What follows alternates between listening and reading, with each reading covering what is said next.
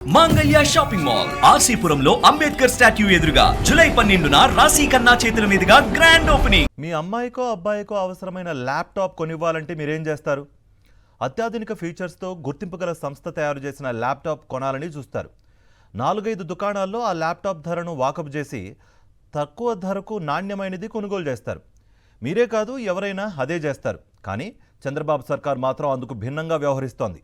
మరో కొత్త కుంభకోణానికి తెరలేపుతోంది. రాష్ట్రంలో 3,500 ప్రభుత్వ ఉన్నత పాఠశాలల్లో కంప్యూటర్ ల్యాబ్ల కోసం బహిరంగ మార్కెట్ ధర కంటే ఒక్కో ల్యాప్టాప్కు అదనంగా 38,500 నుంచి 40,500 ధరకు అస్మదీయ సంస్థ నుంచి కొనుగోలు చేసేందుకు సిద్ధమైంది.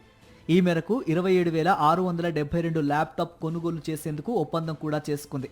తద్వారా 106 కోట్ల నుంచి 112 కోట్ల మేర అస్మదీయునికి ప్రయోజనం చేకూర్చి నీకింత నాకింత అంటూ పంచుకు తినేందుకు ముఖ్య నేత సిద్ధమయ్యారనే ఆరోపణలు బలంగా వినిపిస్తున్నాయి.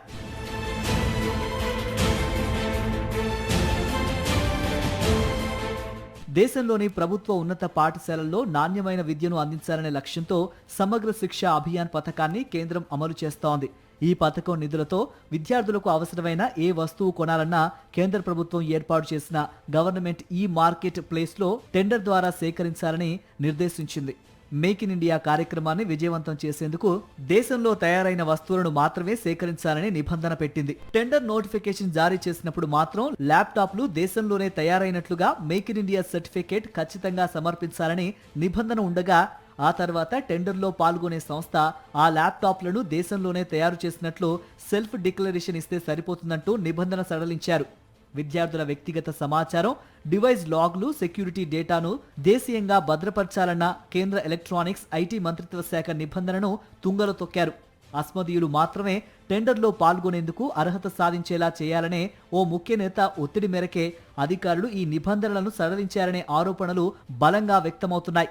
ఆ ముఖ్య నేత నిర్దేశించినట్లుగానే ఈ టెండర్లో పాల్గొనేందుకు Celkon Impex, Sanvay networks, the Zigma technologies India అర్హత సాధించాయి. తక్కువ ధరకు కోట్ చేసిన శాన్వే నెట్వర్క్స్ సంస్థ L1 గా నిలిచింది. కానీ 70% ల్యాప్టాప్లు శాన్వే సంస్థ, మిగతా 30% ల్యాప్టాప్లను సెల్కాన్ సంస్థ సరఫరా చేసేలా రాష్ట్ర సమగ్ర శిక్ష శాఖ ఒప్పందం చేసుకుందని సరఫరా సంస్థలు చెబుతున్నాయి.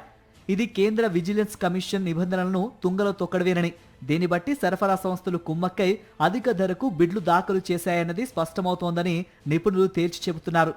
మరిన్ని అప్డేట్స్ కోసం ఛానల్ ను సబ్స్క్రైబ్ చేయండి. నోటిఫికేషన్స్ కోసం బెల్ ఐకాన్ పై క్లిక్ చేయండి.